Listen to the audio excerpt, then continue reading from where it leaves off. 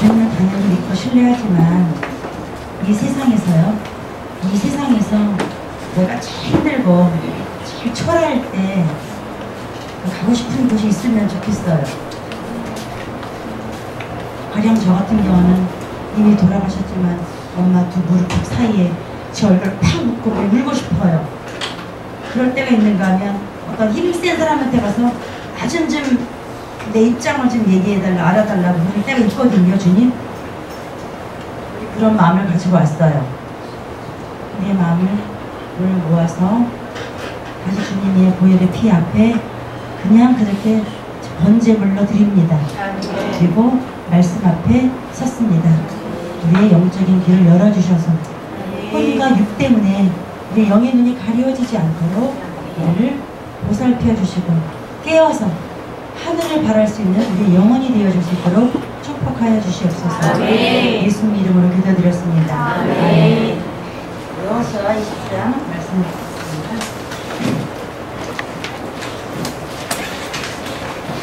여호수아 20장 네, 제가 늦게 들어가지고 이 친구가 여러분 성경책을 찾아보시죠. 여호수아 20장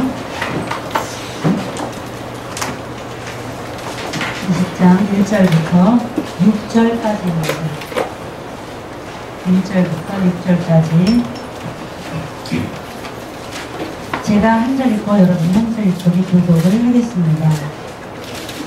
여호수아 20장 제 성경책은 349페이지네요. 구약성경 349페이지 여호수아 20장 1절부터 6절까지만 읽겠습니다. 여호와께서 여호수아에게 일러 가라사대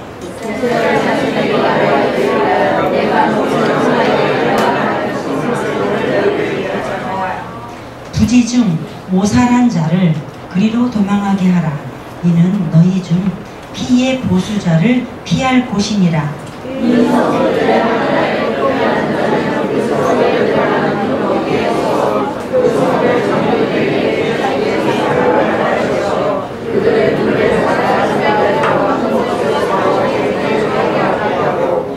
피의 보수자가 그 뒤를 따라온다 할지라도 그들은 그 살인자를 그의 손에 내어주지 말지니 이는 본래 미워함이 없이 부지 중에 그 이웃을 죽였음이니라.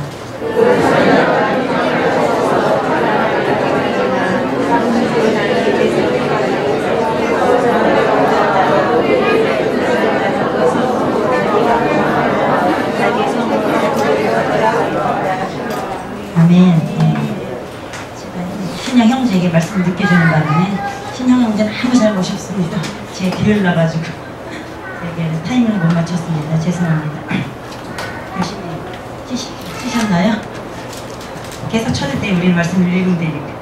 네, 오늘은 주님은 안전한 우리의 도피성이다, 피난처이다, 그런 주제를 가지고 말씀을 나누기로 합니다. 지금부터 약 2년 전이 좀 못됐죠? 정확히는 2013년 12월 25일 무슨 날이죠? 성탄절이에요. 그날 당시 수서발 고속철도 민영화 문제를 놓고 정부와 철도 노조원 사이에 긴장감이 돌기 시작했던 상황이 있었어요. 아마 뉴스를 어렴풋이 기억나시던 분들은 생각나실 거예요. 그죠? 빨간 띠 들고 막 하는 거 뉴스 가끔 보잖아요. 그 뉴스가 나왔었습니다. 그때 당시 그 철도 노조 수석 부위원장이 기자들이 이런 말을 합니다. 경찰이 민주노총까지 침탈한 상황에서 저희가 갈 곳이라 곳은 이곳 조계사밖에 없었습니다. 이런 인터뷰를 합니다. 거기가 어디죠? 절 라고 호소하는 장면이 나옵니다. 그날이 무슨 날이라고요? 성탄절. 기쁘다구 오셨네 만왕이 이렇게 교회에서 우리는 편하게 잘난 척을 했어요. 근데 세상의 약자들은 갈 곳이 없어서 교회도 안 받아주고 천주교도 안 받아줘서 어디를 갔다고요? 절로 갔다는 거예요.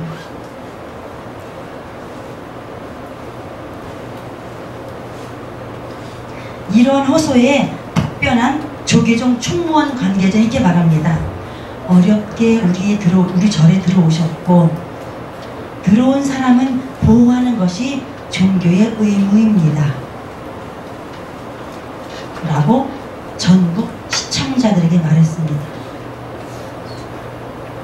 당시 철도 노조 지도부와 노조원들이 조계사에 들어올 때 장기 농성을 준비할 가능성이 높다고 전국에서는 막 그들을 비난했어요. 야, 너네 혹시 빨간 빨갱이들 아니야? 너네 저희가 궁금해. 이것들 막 세상을, 대한민국을 옛날로 막 너무 급진파 아니야? 난리들 났습니다. 그러나 그날은 아까 말씀드렸다시피 성탄절이었습니다. 성탄절에 그들은 자기들을 받아줄 곳이 찾다가 없었다는 거예요. 그들이 거기를 바로 갔을까요? 노죠. 다 연락을 해봤다는 거예요. 한기총에도, 명동성당에도 갈 곳은 저희밖에 없었다는 거죠. 그리고 1년 후 2014년 작년이죠. 정확히 1년 12월에 철도 파업을 했다가 업무 방해 혐의로 기소된 모든 노조원들은 어떻게 되었을까요? 어떤 판결이 났을까요? 무죄 판결이 납니다. 그러나 그 당시 그 춥고 성탄절이고 전 세계가 들썩들썩하고 촛불을 끄고 뭐 반짝반짝 키는 트리가 그 했던 그 당시에 아무도 그들의 무죄편을 들어준 사람은 없었다는 거죠. 아마 그들이 어느 교회, 우리나라 큰 교회, S교회, 뭐 S교회가 이렇게 많은지 큰 교회가, 그죠? 순복음도 S교회고 사랑의 교회도 S교회네요. 근데 그들을 갖다 칩시다. 문을 꽁꽁 걸어 잠그거나 무단 침입죄를 고소할걸요. 아니, 보성교도 마찬가지 아닐까요? 중요한 우리에게 주는 상징적 의미가 있습니다. 저도 그 뉴스를 볼 때 왜 저래? 그냥 좋은 게 좋은 거지, 조용히 좀 지나가면 안 돼? 저도 그러는 타입입니다. 그러나 지금 여기 계시는 20대 여러분들은 불끈불끈 막 올라오죠. 20대는 그래야 돼요. 적어도 20대는 그래야 돼요. 우리가 오늘 읽은 여호수아 20장에 읽은 얘기는요, 도피성에 관한 내용입니다. 이 도피성에 관한 율법은 민수기 35장, 신명기 19장에도 비슷하게 써 있어요. 똑같지는 않지만 거의 비슷한 내용이 있습니다. 이스라엘 백성은 한 나라의 이스라엘은 백성이었지만 아직 헌법이나 민법이 제대로 세워져 있지는 못했었습니다. 그 당시에는.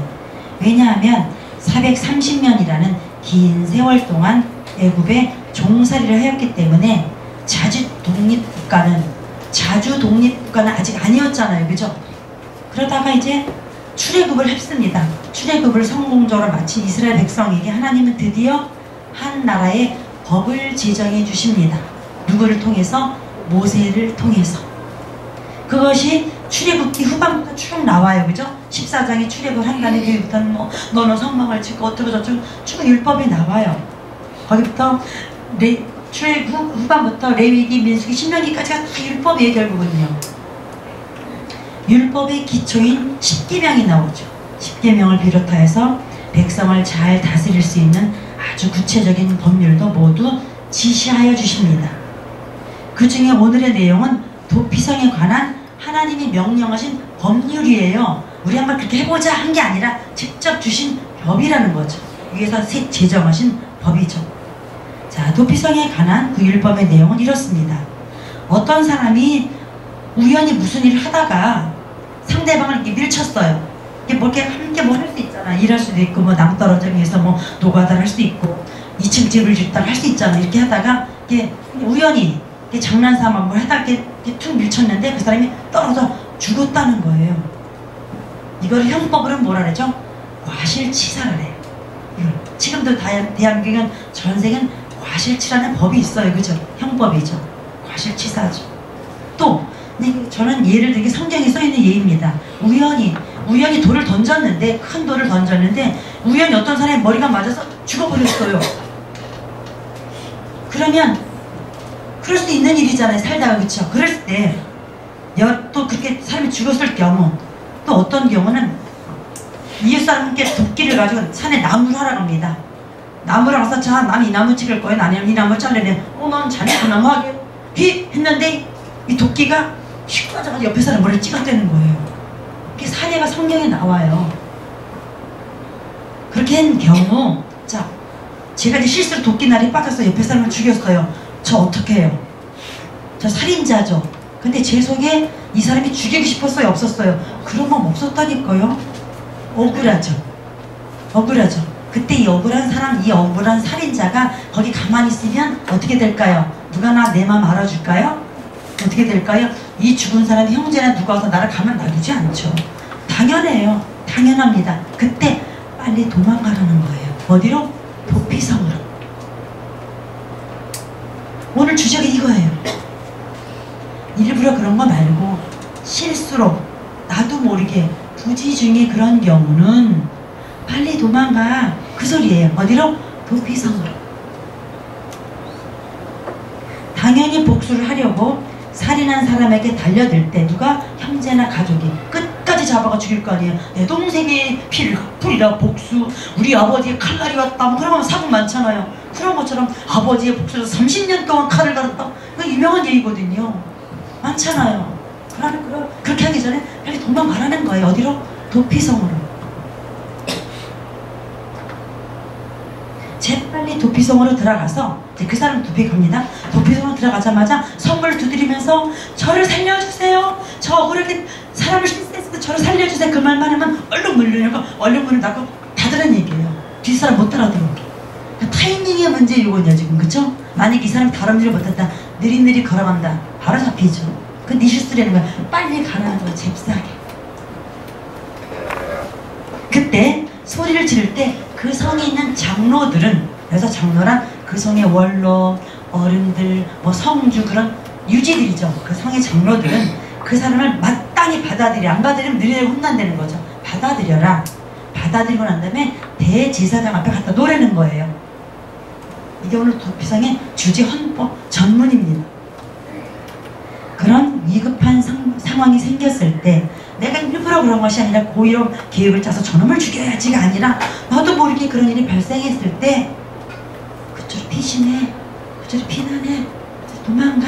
이게 도피성에 있는 장소죠. 그러면 이 타인을 죽게 한 사람은 자기가 있는 곳에서 제일 멀리 가야 될까요? 제일 가까운 곳에 가야 될까요? 가까운 곳으로 가야죠.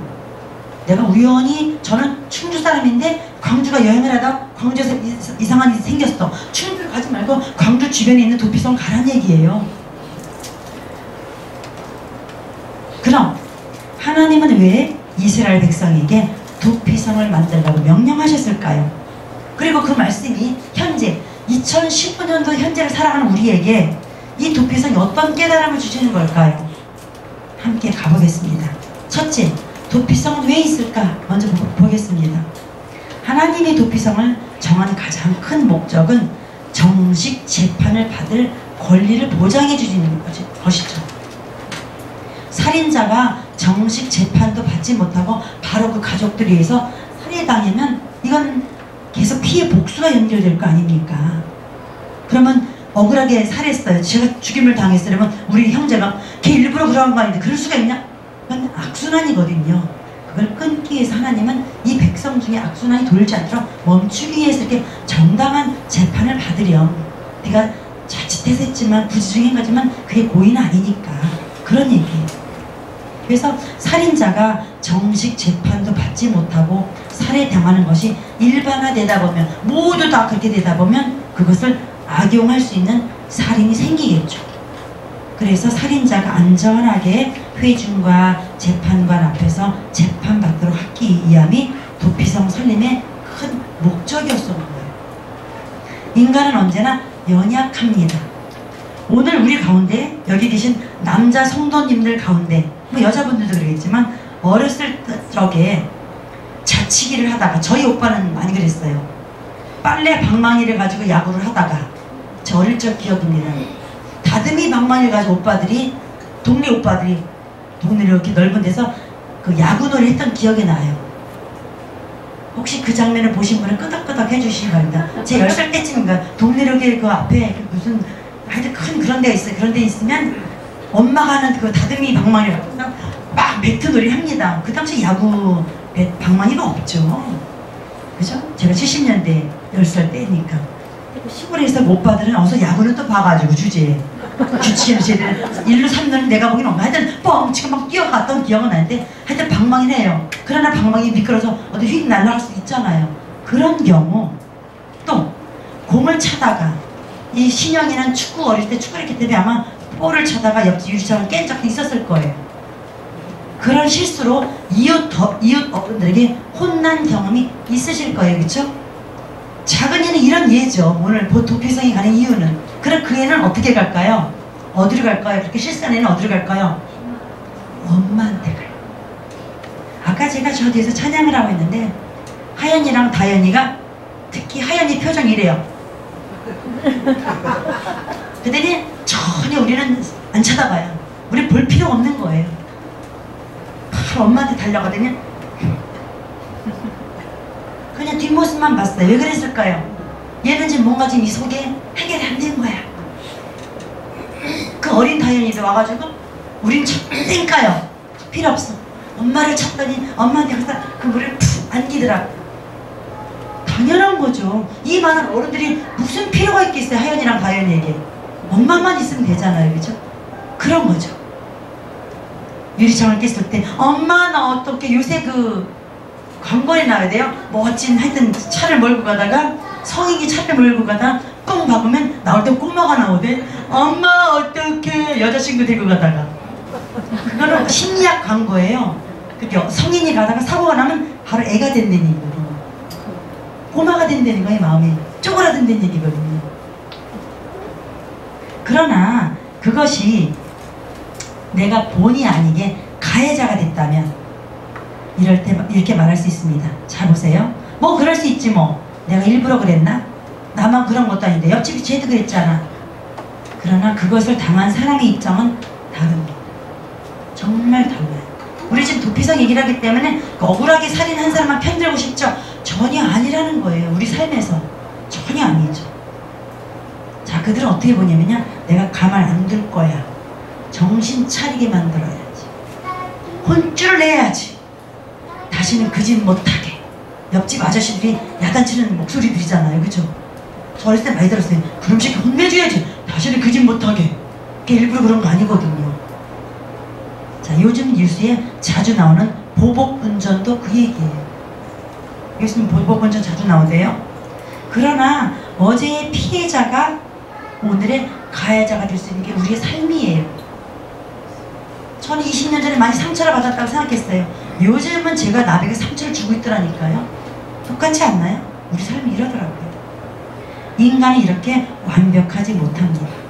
실수할 때도 있지만 타인이 나에게 어떤 실수를 하면 절대 용서하고 싶지 않아요. 보복하고 싶어요. 그게 우리 속에는 양면성이에요. 만약 도피성 제도가 없었다면 죽이고 싶어서 원한이 있어서 그렇게 죽인 게 아닌데 그 사람이 복수의 칼날에 죽는 것을 주님은 원치 않으신다는 거죠. 그렇다면 우리는 나무하기 위해 도끼를 사용하는 사람도 아니에요. 지금 그죠? 우리는 도끼도 없어요. 저는요. 일부러 돌을 던져 누구를 죽이지도 않아요. 제 집에 큰 짱돌도 없거든요. 그럼 나에게, 우리에게 도피성은 무슨 상관이 있을까요? 그것은 그냥 구약일 뿐일까요? 인간의 문명은 발전해서 삶의 방식은 바뀌었습니다. 도끼도 필요 없고 큰 돌도 필요 없어요. 그러나 인간의 감정과 타인에 대한 마음은 구약이나 신약이나 2015년도나 아니 1000년 후에도 우리 새끼가 죽어서 없어질 때까지도 똑같아요. 인간 살아가는 이 감정의 흐름은 똑같습니다. 피자를 먹거나 고구마를 삶아 먹거나 인간의 모습은 똑같아요. 정말 똑같아요. 도피성의 내용처럼 실수로 본의 아니게 살인자가 된 사람의 심정은 어떤 마음일까요? 나도 모르게 나랑 같이 나무꾼 갔다가 그 사람이 했어. 그때 이 사람 마음을 어떡해? 일단 놀래요. 충격을 받아요. 어떡하지? 그 사람은 일단 충격을 받고 자신도 놀라서 어쩔 줄 모르는 상황이 되어집니다. 그렇게 되겠죠. 즐거운 일일 때 아니 앞에 누가 죽거나 자빠지는데 좋은 상황은 아니잖아요. 하여튼 패닉 상태가 됩니다. 내가 왜 그런 행동을 했지? 어떡하다 저 사람 되지? 저 사람 가족이 나 죽이러 올 텐데 두려움이 밀려오겠죠. 그 사람의 심정은 바로 하얀 백지 상태가 됩니다. 불안하고 두려워서 어쩔 줄 모르는 당황스러운 여러분도 삶에서 이런 경우를 많이 경험하셨을 것입니다. 내가 일부러 그런 것은 아닌데 결과론적으로 보니까 저 사람에게 내가 실례를 한 것 같아. 전화 정말 많이 해요. 아, 나 아까 그런 말을 왜 했지? 그 사람한테 진짜 다음 어떻게 보냐, 창피해서. 정말 저는 많아요. 언어 실수를 너무 많이 하는 것 같아요. 태교 실수도 많이 하고요. 늘 하죠. 정말 어제도 뭐 수없이 것 같아요. 그러나 민감하지 않으면 몰라요. 내가 떠오르기는 성령님 하신 것 같아요. 아, 좀 나 또 그랬네요. 회개합니다. 늘 그러잖아요. 내가 일부러 그런 것은 아니지만 결과론적으로 타인에게 불쾌한 감정을 줄 수도 있다는 거죠. 그때마다 실수한 사람은 이렇게 마음에 듭니다. 나 내 마음이 그게 아니었는데 왜 그렇게 됐지?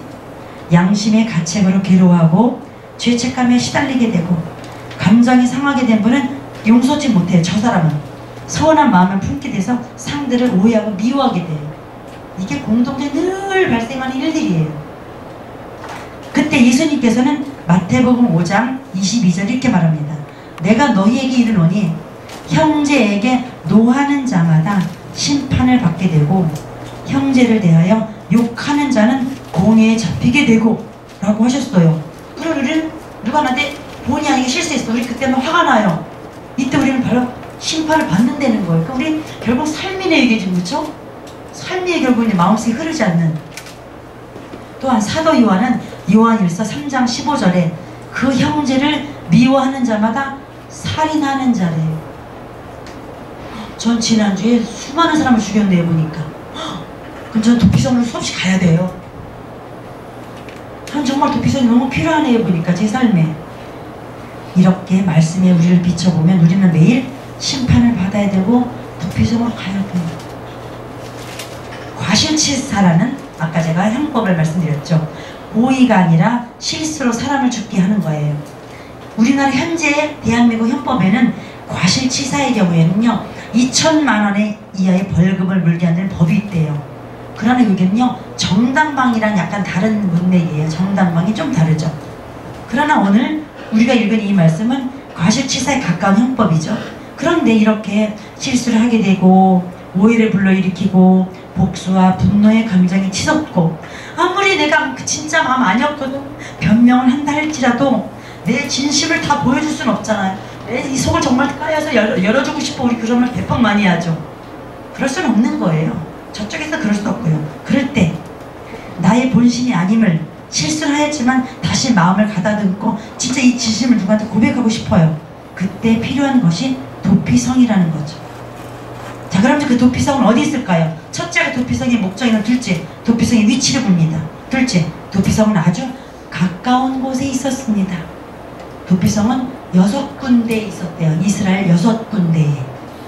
이스라엘 지도는 길쭉해요. 우리나라 한반도처럼 길쭉한데 짠짠짠 짠짠짠 이렇게 6개가 있는 거예요.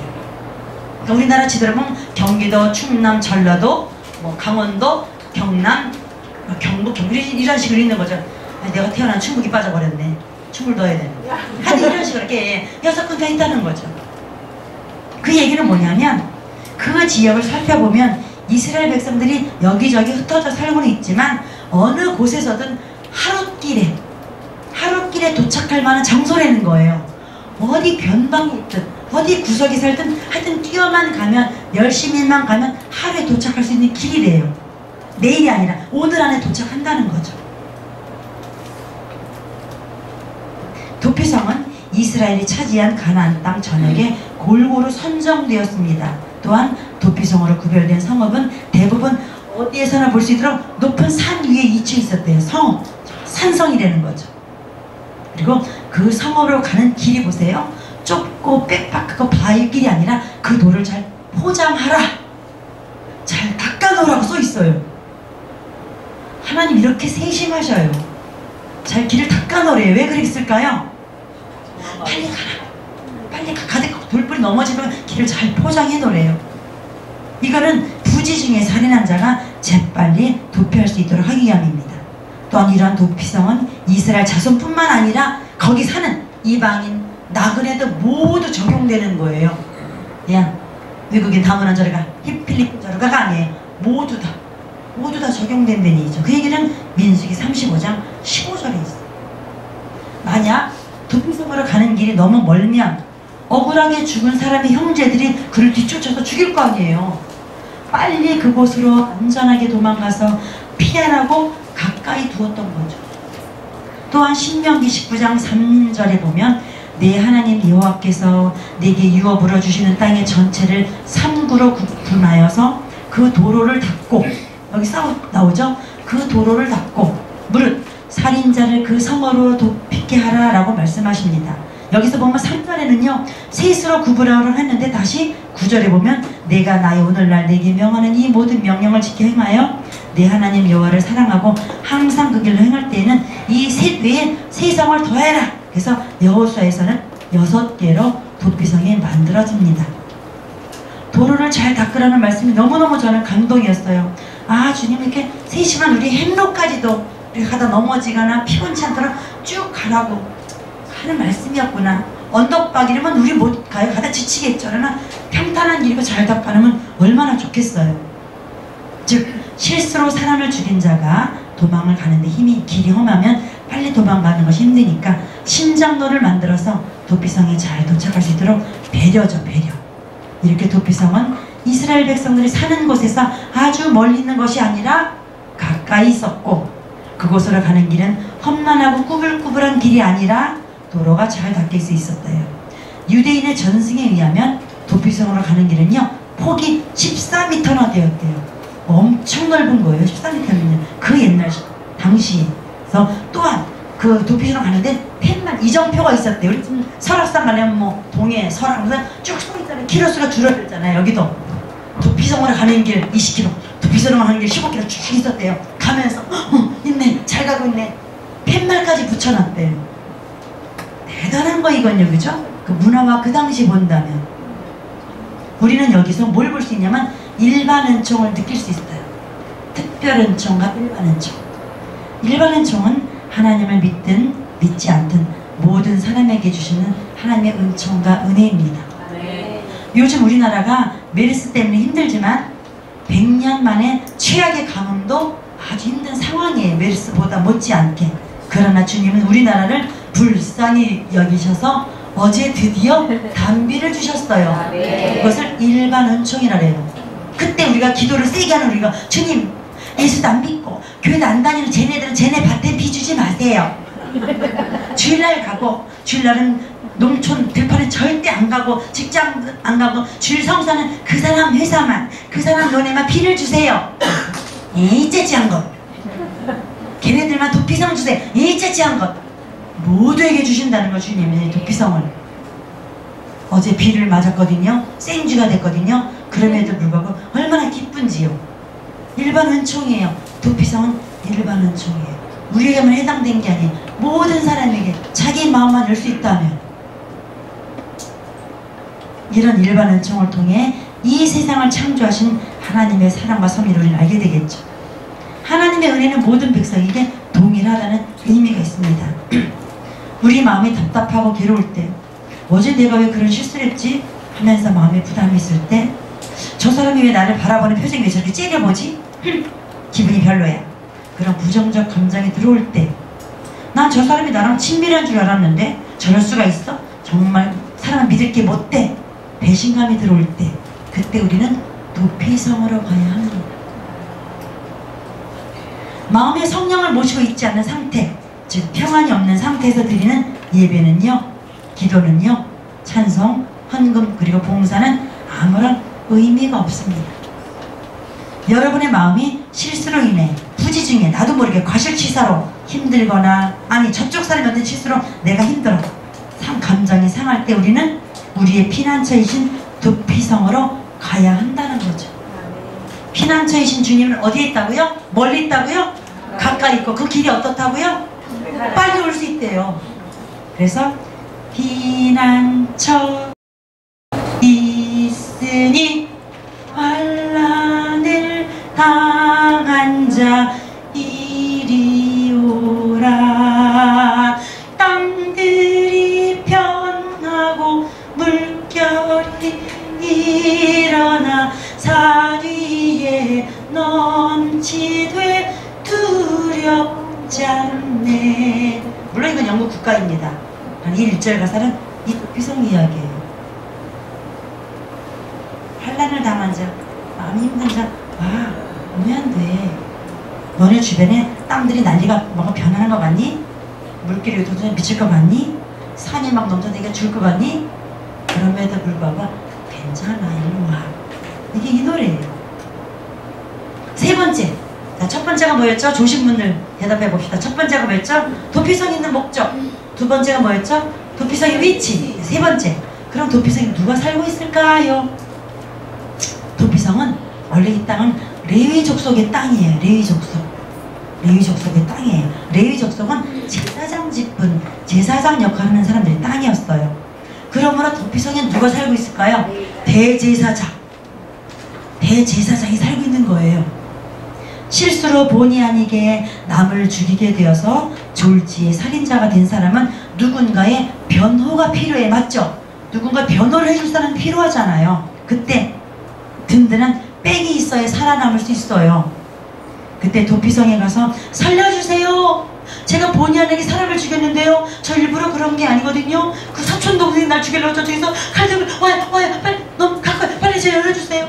나 억울해요. 물론 저도 잘못한 건 알지만 진짜 죽이고 싶어서 죽인 게 아니거든요. 제발요. 소리를 지르면 그 도피성에 안에 있는 장로님들이 그 성의 어른들이 나와서 대제사장한테 데려간다는 거죠.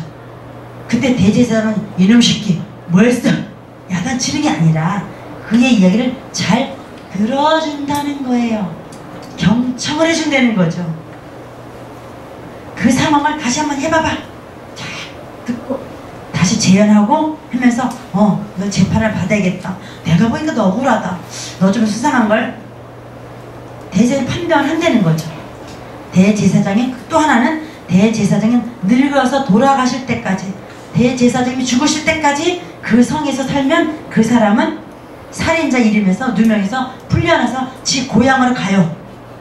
이게 그 도피성에 가서 할 일인 거죠. 신명기 19장 11절 12절에 보면 그러나 만일 사람이 그 이웃을 미워하여 엎드려 그를 기다리다가 일어나 쳐서 일부러 살인할 마음을 가지고 그 생명을 상하여 죽게 하고 이 한 성읍으로 도피하거든. 자, 이제 못된 짓을 하고 도피성 간 거예요.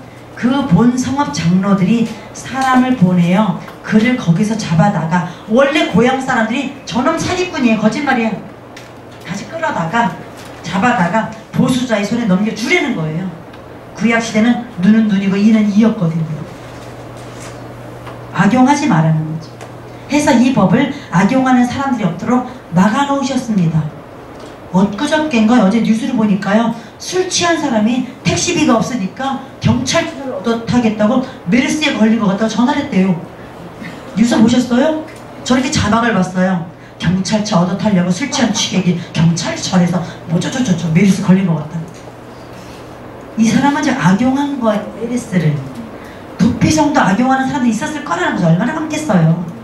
그럴 때는 잡아다 죽이라는 거예요. 정확히 써있는 그런 문장까지도. 주님은 너무 인간을 아시니까. 그럼 자, 대제사장이 죽을 때까지 이 사람 거기 있는 거예요. 그죠? 그런데 이제 제가 갖다 칩시다. 갔더니 대제사장이 27살이야. 자, 그럼 어떻게 되죠? 한 50년 여기 살아야 돼. 에이. 그런데 막상 딱 도망갔는데 아싸! 대제사장이 89세야. 아싸! 한 5년만 있으면 돌아가시겠네? 그럴 수 있어요. 우리 모르죠. 우리 모르는 일이 정말. 그죠? 그럴 수 있을 것 같아요. 그러나 대제사장은 그렇게 젊은 사람이 될 수가 없어요. 세습제이기 때문에. 그죠?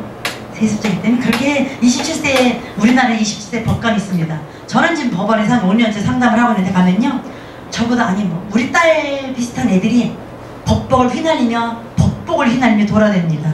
그 법복이 목사님 가운과 거의 비슷해요. 목사님 남편 가운과 비슷해요. 법복을 휘날리며 돌아다닙니다. 이러고 하의를 신고. 우리나라 수재들이 있는 거죠. 그죠? 개 압박벌 되는 애들이 꼼짝도 못하겠습니다. 포승줄 묶여 봅니다. 포승줄 묶이는 아저씨 꼼짝 못하겠습니다. 걔는 휘날리며 갑니다. 그러나 그 당시에는 그러진 않았어요. 20대의 대제사장은 없었습니다. 다른 말로 하면 그거는 악용할 수가 없다는 거죠. 대제사장이 죽을 때까지 그 성에서 꼼짝 말고 있어라. 그 전에는 어떻게 된다고요? 그 전에 그 성을 가면 그 친척들이 널 죽여도 할 말 없다는 얘기 약속인 거예요. 거기서 있어. 성급하게 서두르지 마. 왜? 이게 뭐죠? 사실 치자든 어느 정도 향을 받으라는 거예요. 그냥 난 자유, 대사장이 난 용서해줬다, 나 우리 집 갈래? 그렇게 사람이 죽었는데요. 저 사람이 상처를 받았는데요. 이게 밀양의 얘기잖아요. 밀양 영화 보시면 난 주님을 받아서 다 용서받았어요. 평을 얻어요. 왜 그러시는가요? 못된 놈. 주님께 정말 했다면요, 이 사람한테 가서 정말 진정으로 빌어야 되는 거예요. 여러분, 잘못 용서받은 거예요. 아주 못된 거 사탄이에요. 사실 우리 속에 많이 있습니다. 난 주님께 다 용서받으니까. 아주 나쁜 거예요. 그 사람이 이해될 때까지 충분히 울어줘야 돼요. 이걸 근신이라 해요. 근신. 충분히 할 수 있어야 됩니다.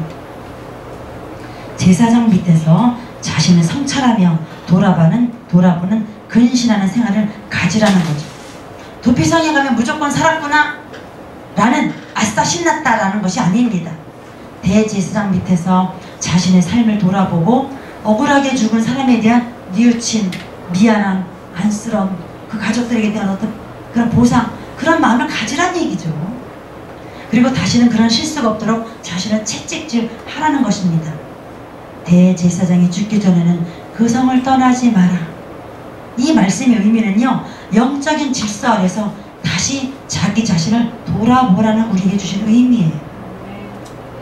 말씀 아래서 자기 자신을 내가 왜 이렇게 자꾸 실수를 했지? 돌아보라는 의미죠. 또한 주님의 날개 아래에서 보호를 받으라는 의미입니다. 함부로 나가지 말라는 얘기죠. 그럼 또 실수한다는 얘기예요.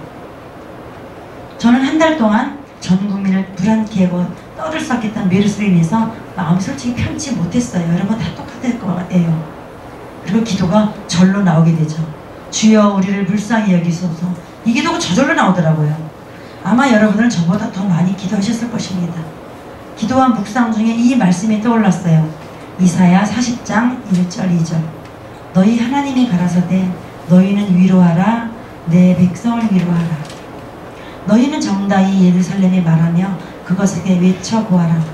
그 복역의 때가 끝났고 그 죄악의 사함을 입었느니라.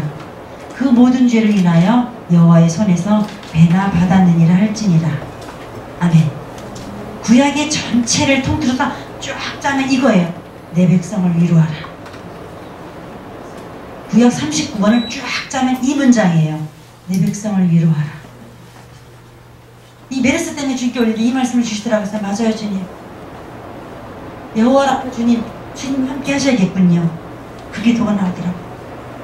그런데 이번 메르스 사건을 보면은 정부가 일부러 퍼뜨렸나요? 전국에? 솔직히 말하면 박근혜 대통령이 퍼뜨렸나요? 보건복지부에 퍼뜨렸나요? 그럼 삼성도 잘생긴 그 의사가 퍼뜨렸나요? 일부러 그런 거 아니에요. 그런데 뭐라고요? 부지중에. 오늘 그 사람이랑 똑같아요. 오늘 도피성을 하는 사람과 똑같은 상황이라니까요. 맞지 않나요? 근데 우리들은 죽일 놈 살릴 놈 지금 하고 있어요. 그때 우리가 할 일은 기도하는 거예요. 기도하는 겁니다. 언제 우리한테 올지 모르고 기도하는 겁니다. 부주의였고 치밀하지 못한 그들의 행동이었다는 거죠. 그들이 좀 더 치밀했다면 그들은 실수로 부주의로 나도 모르게 사람은 죽어가요. 나도 모르게 연못에 돌을 던졌는데 개구리 죽는다니까요. 그거잖아요. 많은 책임을 맡은 자들의 작은 나태함, 실수가 이런 커다란 사태를 만들어버린 거예요. 지금요. 그러니까 작은 실수라고 부주의라고 함부로 용서해서 함부로 룰루랄 할 일이 아니라는 거죠. 생명과 연결된 얘기인데요. 그래서 우리는 함께 기도해야 됩니다. 저는 작년에 22사단 두두두두 해서 총기 사건이 난 곳에 상담을 갔다 왔습니다. 그 죽은 그 임병장이죠. 걔가 청소년애가 임병장인데 걔가 그런 얘기를 했어요. 여러분은 장난을 하지만 난 죽고 싶다. 너희들은 나를 엉따시키고 해골 그려놓고 나를 병신 만들어놓지. 난 죽고 싶었다. 그러나 나 혼자 죽고 싶진 않았다. 너희들 갈리고 죽고 싶었다. 이게 거기 내무반에서 그 동기들이 저한테 했다는 얘기예요. 이게 지금 우리나라의 제일 심한 왕따 사건 아닐까요? 일부러 그 친구 죽이려는 거 아니에요. 지금 현재 우리나라 교실에 있는 왕따 사건이에요. 아니 이거는 나쁜 부주예요. 아주 악한 부주예요. 왕따 당한 애들이 다 죽어가고 있고 자살하고 있고 다 우울증 걸려있어요 지금. 누가 책임질 건데. 도피성 가지도 않아요. 가지도 않고 눌러날라 성인 돼서 못된 짓들 하고 있어요. 우리는 그러지 않았나요? 도피성을 생각도 안 하고 있죠 우리는. 이 땅에 청소년들이 회개해야 돼요. 그쵸? 싫어도 못 느끼죠. 그럼 오늘 우리가 도피성 제도를 통해서 깨달게 뭘까요? 첫째, 예수님의 보혈의 피로 구원받은 하나님의 자녀이지만 우리는 삶에서 늘 넘어지고 실수하는 연약한 자라는 거예요. 사실 우리는 멀리 미국에 있는 사람 때문에 상처 입고 화가 나지는 않아요. 여러분 상처받은 거 한번 나에게 상처 준 사람 생각해 봅시다. 멀리는 저 경상도 사람 때문에 상처받으셨나요? 아니요. 가까운 사람 때문에, 내가 알고 있는 사람 때문에 상처받았어요. 저도요. 전 저를 낳아주신 아버지 때문에 저 상처를 받았다니까요. 맞지 않나요? 다 내가 알고 있는 사람 때문에 상처를 받아요. 멀리 있는 사람이 아니라 가족 때문에, 친구 때문에, 같은 회사 동료 때문에, 같은 성도끼리 우리는 상처를 받고 마음속으로 늘 죄를 짓고 분노를 품고 삐져 있어요. 평소에는 교양 있어 보이고 되게 세련돼 보이고 얌전한 사람도 운전대만 잡으면 갑자기 왜 하나님의 자녀를 레터를 싹 빼는지 저는 모르겠어요. 싹 사라지고 세상 사람과 똑같아지는 거지 우리의 연약함이라는 거예요. 이렇게 연약한 우리 모두에게는 뭐가 필요하죠? 도피성.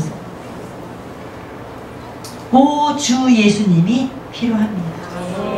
주님이 우리의 도피성이 되어주셔서 얼마나 감사한지. 서로를 용납하고 받아들이는 자세는 주님을 닮아가는 성화의 과정이며 신앙의 최고의 수준이래요. 최고의 수준.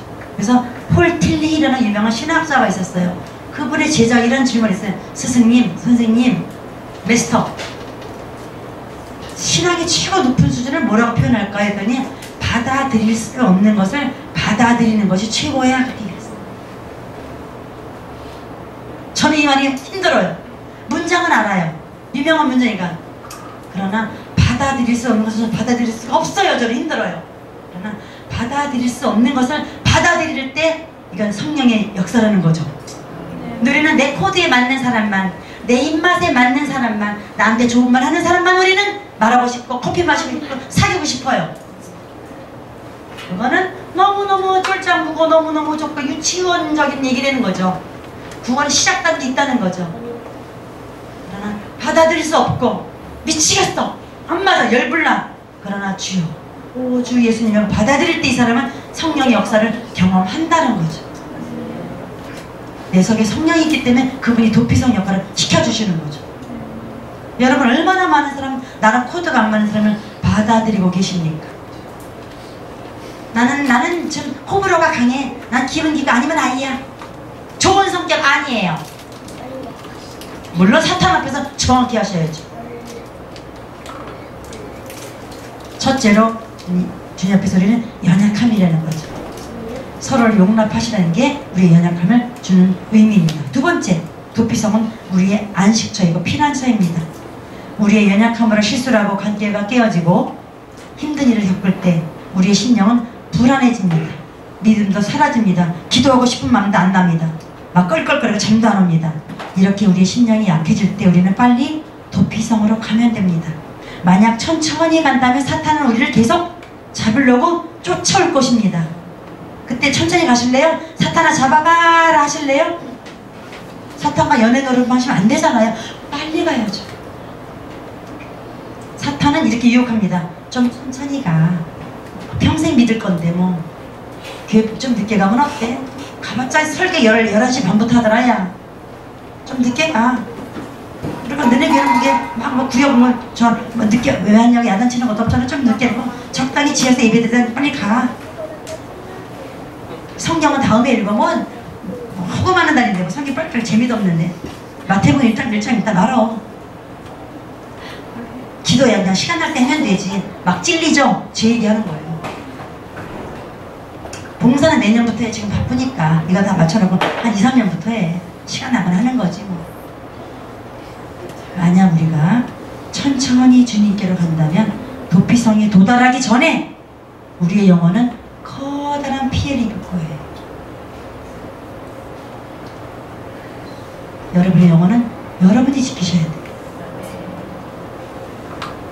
도피성으로 누가 데려다 주지 않아요. 홀로 와. 그래서 신장을 넓혀 놓으신 거예요. 예수님이 길이 되신 거죠. 내게는 쉬워, 괜찮아, 협착하지 않아. 얼른 와, 빨리 와. 내가 해줄게. 여기서도 교회를 높이실 겁니까? 교회는 상처받은 사람들이 함께 모여서 삶을 나누는 영적 공동체입니다. 다시 얘기할게요. 교회는 세상에서 잘났고 부유하고 성공하는 사람이 모여 사는 거는 그 라이온스 클럽이에요. 맞죠? 교회는 세상에서 상처받은 사람들이 함께 모여서 삶을 나누는 영적 공동체입니다. 아멘입니까? 예. 우리 자신 모두 각자 연약한 죄를 짓고 도망가고 싶은, 피하고 싶은, 숨기고 싶은, 그래서 마음속에 후회가 있고 죄책감이 있고 분노가 있고 창피하기도 하고 용서치 못한 것도 있고 상처들이 많이 있습니다. 그러나 상처를 감추고 도피성으로 가지 않으면 언젠가는 피해 보복자에게 죽임을 당해요. 우리 영혼은 말살돼요. 우리가 몸에는 상처를 부끄러워하고 숨기면 더 곪고 썩어 들어가지만 상처를 누구한테 보이면, 의사한테 보이면, 증세를 말하면 치유가 되듯이 우리의 상처를 대제사장이신 예수님께 말씀드리면 우리의 죄악과 상처는 용서받고 치유됩니다. 그러므로 우리는 우리의 연약함과 실수, 그리고 다시는 반복하고 싶지 않은 우리 오래된 나쁜 습관들을, 다시 한번 얘기합니다. 중요한 얘기예요. 우리가 다시는 반복하고 싶지 않은 나쁜 습관들을 주님께 고백해야 합니다. 저 이걸 한 주간 동안 준비하면서 이 단에서 제가 걸렸어요. 난 너무 나쁜 습관이 많구나. 근데 이거를 뭐 실수로 그랬어, 뭐 일부러 그랬나? 그렇게 내가 나를 변명했구나. 내가 악하구나. 내가 못됐구나 발견했어요. 오래된 나쁜 습관 주님께 비추어 달라고 기도하십시오. 그리고 이런 고백과 치유의 경험으로 우리가 서로를 만날 때, 성도를 만날 때 우리의 상처가 다른 사람에게는 안전한 도피생이 되어줄 수 있어요. 5부장 모임에서 혹은 10부장 모임에서 자신의 연약함을 노출하고 예수님의 십자가를 의지한다고 고백하는 사람들은 도피성에 잘 도착해서 대제사장의 보호를 받고 있는 모습이죠. 그죠? 그래서 나눔을 잘 나누셔야 돼요. 미용실 수다가 아니라. 절대 미용실 수다가 된다면 5부장 다 없애야 돼요, 우리 교회. 그러나 그 속에서 자기 연약함을 노출하고 대제사장이신 주님의 보혈 피를 나누고 있는 5부장이라면 뜨거운 성령의 모임이죠. 세 번째, 예수님만이 우리의 영원한 도피성입니다. 우리는 모두 죄인이죠. 우리 중에 의인은 아무도 없습니다. 예수님을 믿고 구원받은 사람들은 죄가 있지만 피난처 안으로 들어온 것입니다. 피난처에는 뭐가 있다고요? 용서가 있고 소망이 있고 안위가 있습니다. 그러나 도피성보다 예수님은 더 좋아요. 왜냐하면 왜 더 좋냐면요, 예수 그리스도는 도피성까지 갈 필요가 없어. 어디를 가면 있죠? 지금 있는 곳에서 주 예수님은 바로 도피성 도착인 거야. 얼마나 좋은지. 저는요 쇼딸이잖아요. 내가 뛸래 봐봐요. 주은이랑 나랑 뛴다고 칩시다. 주은이는 아마 빨리 갈 거야. 나는 언제 가? 나는 해질녘에 갈 거야. 힘들어 죽겠네. 어떻게 힘들 거 아니에요, 그죠? 근데 이제는 그렇게 짧은 다리로 뛰어갈 필요가 없대요. 있는 자리에서, 그것이 화장실이든 버스 아니든 교실이든 직장이든, 주 예수님, 도피성 주님 문 열어주세요. 그럼 되는 거예요. 얼마나 감사한지요. 이게 가까운 데 계셔요. 오늘 우리에게 영원한 도피성이며 피난처이신 주님이 계셔요. 주님은 부지중에 지은 죄만이 아니라 알고 지은 죄까지도 용서해 주신대요. 아까 구약은 아니었거든요, 분명히. 근데 예수님이 아니에요. 네가 혹시 악해서 지은 죄까지 다 용서해 주신대요. 얼마나 감사한지. 아싸, 오늘부터 저녁에 이름으로 좀 한번 해볼까요? 네, 이렇게 끝나죠. 뒷감당을 우리가 해야 돼요. 그건 아니죠. 왜냐면요, 베드로가 예수님을 모른다고 했을 때 부지중에 했어요? 알고 했어요? 알고 했어요. 그 죄도 용서받았어요. 사도 바울이 다메섹에 갈 때 예수 믿는 자를 죽이러 갑니다. 이 사람은 아직 예수님 만나지 못했어요. 부지중이에요. 그죠? 부지중이에요. 그러나 살인이에요. 다메섹에 가서 어느 집에 가서 도피성에 가서 주님을 만난 후에 자기 죄를 철저히 하고 바울이 되죠. 여러분 삶의 도피성인 만나셨습니까? 우리가 삶에서 힘들고 지칠 때 여러분의 심령이 찾아가는 도피성, 즉 피난처는 어디인가요? 편하게 소파에 누워서 드라마 보면서 평안을 찾으시나요? 핸폰에서 재미있는 게임을 하면서 마음을 좀 쉬어야지. 그런 피난처는 아닙니다. 예수 그리스도는 일시적인 피난처가 아니라 영원한 우리의 피난처가 되십니다. 그래서 요한복음 6장 37절에 아버지께서 내게 주시는 자는 다 내게로 올 것이요 내게 오는 자는 없군요. 미안해요. 내가 있어요? 내가 결코 내어 쫓지 아니하리라. 너무 감사하죠. 안 내줬는데요. 너 이름 쉽게 그럴 수가 있어? 아니, 안 내어 쫓으신대요. 그래, 내 밑에 있어. 인간의 연약함과 한계를 모두 아시는 주님께서 만드신 도피성은 주님의 은혜입니다. 얘들아, 너희들이 아무리 돈을 벌어서 잘 먹고 잘 살려고 해봐라. 아무리 발버둥 쳐도 내게로 와서 먹고 마시지 아니하면 결국은 죄를 짓고 방황할 수밖에 없어. 내게로 와서 쉬렴. 나는 너희들의 피난처야. 주님 이렇게 말씀하시지 않을까요? 이번에 메르스가 어떻게 들어왔는지 저는 잘 몰라요. 그 경로도 잘 몰라요. 뭐 낙타, 중동 요 정도밖에 몰라요. 그런데 우리가 이번 사건을 통해 알게 된 것은 우리나라에서 가장 실력 있는 의사들이 모인 병원, 가장 비싼 병원, 그죠? 그 병원이 입원했다는 것만으로도 모든 암이 치료되고 훌륭한 의사 만났다가 잘난 척 했던 그 병원이, 그 병원에서 많은 환자가 발생했어요. 세상엔 도피성이 없다는 거죠. 물질로는, 학력으로는 안 된다는 거죠. 육신의 눈으로 보이는 것에서 만족을 얻으려면 우리는 결국 쫓기는 신세가 될 것입니다. 무슨 짓이라도 하겠죠. 그때 우리는 도피성이신 주님을 바라보아야 합니다. 잠언 14장 26절에 여호와를 경외하는 자에게는 견고한 의료가 있나니 그 자녀들에게 피난처가 있으리라. 대제사장의 죽음이 곧 자유케 되는 날이듯이 주님의 죽으심이 우리의 자유를 주셨어요. 예수님을 만약에 그 사람이 갔는데 주님이 그 대제사장이 하필이면 장수 집안이야. 한 900세 살아. 그럼 이 사람은 영원히 고령 먹고 그냥 이 사람이 먼저 죽겠다 이제. 그죠? 근데 예수님께서 단번에 죽으심을 우리한테 괜찮아. 자유를 주셨어요. 다시 가. 다시 너네 부모님한테 가. 얼마나 삶의 자리가 얼마나 좋아요. 이 자유함이. 그런데 우리들은 자주 착각에 빠져요.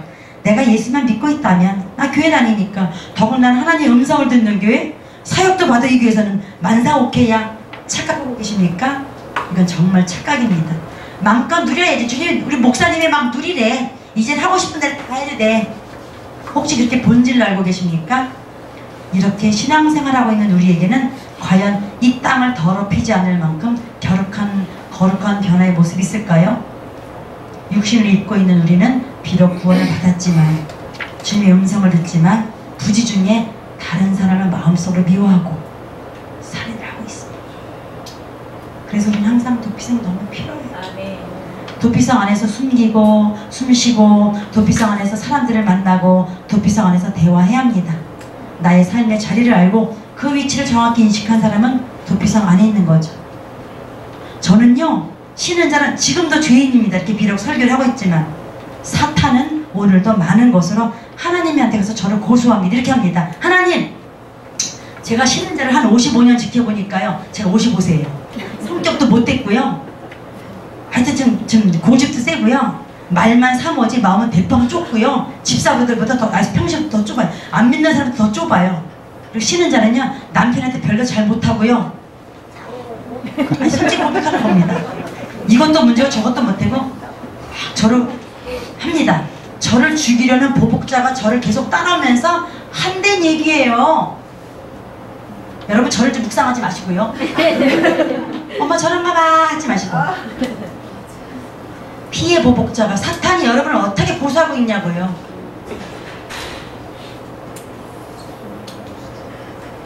그때마다 주님은 가만히 계십니다. 그리고 나중에 사탄한테 분명히 말씀하십니다. 아니다! 쉬는 자는 내 딸이야. 아멘. 쉬는 자 사모는 내 사랑하는 종이야. 내가 쉬는 자를 위해서 십자가에서 죽었고 모든 죄값을 대신 치루었거든. 아멘. 그리고 쉬는 자는 영원한 나의 백성이야. 그의 삶은 나에게 이미 맡겨졌으니 더 이상 너의 시끄러운 말을 듣고 싶지 않다. 사탄아 물러가라. 이렇게 저는 저의 영원한 대제사장하신 그분 품에 있다는 거예요. 자, 잠깐 30초의 시간을 드릴 거예요. 여러분도 사탄이 무슨 말 할까? 주님이 어떤 말씀 해주실까? 한번 속으로 묵상해 보세요. 마음속으로.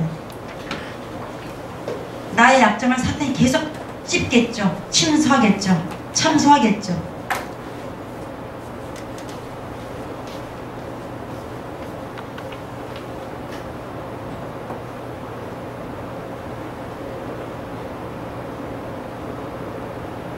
히브리서 2장 17절에 그러므로 저가 범사의 형제들과 같이 되시니 마땅하도다. 이는 하나님의 일에 자비하고 충성된 대제사장이 되어 백성의 죄를 구속하려 하시니라. 아멘. 함께 읽어볼까요? 히브리서 시작. 그러므로 저가 범사의 형제들과 같이 되시니 마땅하도다. 이는 하나님의 일에 자비하고 충성된 대제사장이 되어 백성의 죄를 구속하려 하시니라. 너무너무 위로가 되죠. 어머, 예수님 우리 대제사장이셨구나. 그분 밑에 가면 나를 변해주고 괜찮아.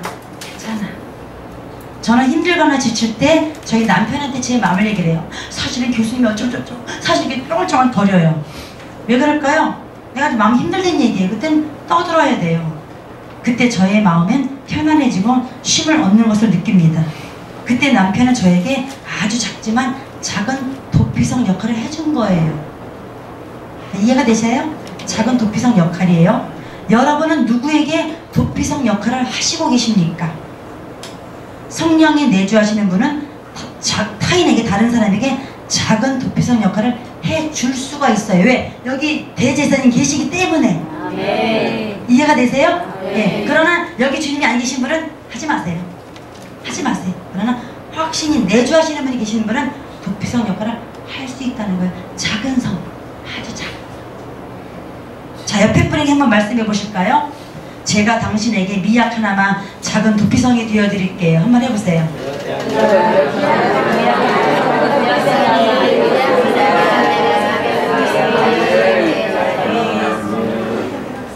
사람이 살아가면서 두려운 상황을 만날 때 피할 곳이 있다는 것은 참 좋은 것입니다.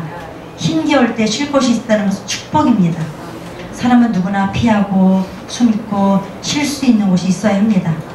주님은 우리가 늘 죄를 지을 수밖에 없는 연약함을 아시고 피할 곳을 마련하셨습니다. 이것이 바로 도피성이며 피난처입니다. 메르스로 인해서, 가뭄으로 인해서 나라가 힘든 상황이 있습니다. 우리는 우리의 도피성이고 피난처이신 주님께 우리 상황을 알리고 그분 안에서 안식을 가져야 합니다. 회사 일로, 가족 문제로, 건강 문제로, 직장 동료 때문에 혹은 내면의 죄책감 때문에 힘든 상황에 계시다면 얼른 도피성으로 가셔서 소리를 지르세요. 대제사장님, 예수님 저 왔어요. 저요 제 이름 들어보세요. 하시면 된다는 거죠. 우리는 옆에 사람에게 작은 잠시의 도피성 역할을 해드릴 수 있지만 우리의 영원한 도피성, 우리의 영원한 피난처이신 주님의 성, 그곳으로 달려간다면 평안해지겠죠? 그 평안을 누리는 한 주간이 되시길 바라며 찬양을 한번 불러보겠습니다. 아주 느리게 불러보겠습니다.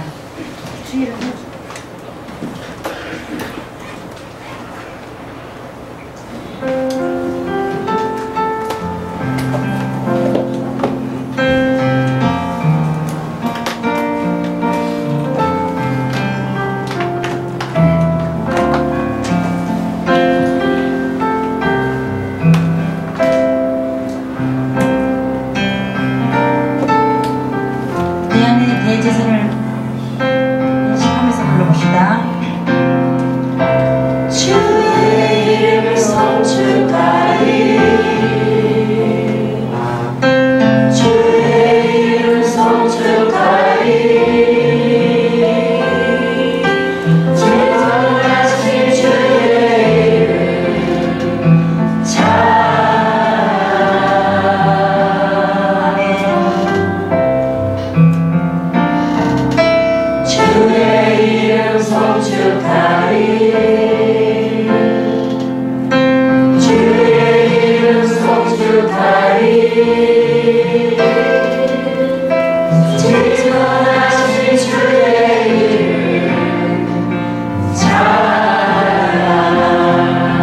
오른손을 들겠습니다.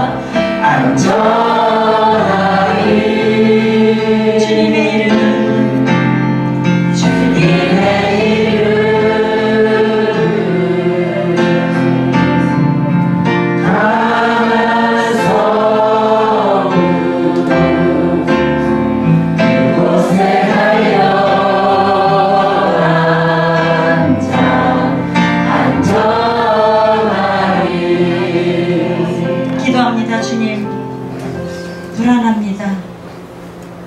오래 살고 싶다고 영양제도 먹고 한약도 먹고 병원도 가지만 삶이 늘 불안하네요. 과연 우리가 행복하다지만 그 행복이 24시간 연장된 적 있었나요? 아니요. 그런 적 없더라고요. 늘 불안의 연속이요. 늘 상처의 연속이요. 늘 분노, 허, 미움 같은 시기 질투의 연속이더라고요. 앞으로도 그러겠죠? 그때 우리 어떡하죠? 너무 멀어요. 도피성은요. 주님은 너무 멀리 계셔요. 그러나 주님 감사해요. 오 주 예수님 부르기만 하면 오신다고 하셨으니 감사해요. 내 안에 계신 주님, 내 안에 좌정하신 주님, 떠나지 마세요. 가지 마세요.